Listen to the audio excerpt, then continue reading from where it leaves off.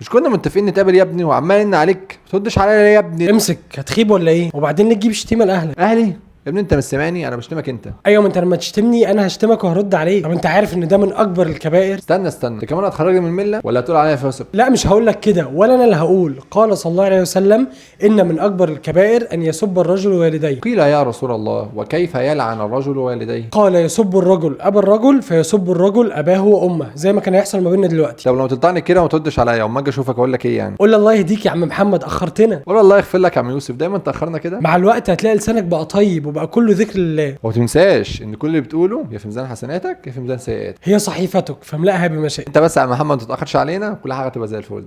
مش عليا. هو الفيديو بادئ ان انت بتقول لي ايه؟ مش كنا متفقين نتقابل وعمال ارن عليك ما بتردش عليا يا ابن فانا مقاطعك اقول لك ايه استنى. بس انا حرفيا الكاميرا عاوز تعلى. تعلى؟ اولا انزل انا بقى. ليه؟ يا ابني انا فوق بص عامل ازاي، انا خلاص هلمس السقف. لا انت هتقول بقى، انت هتقول لي بس ما تبقاش اخر عينه تاني وكل حاجه تبقى زي الفل. انت هتقول. سمعت يا ابني؟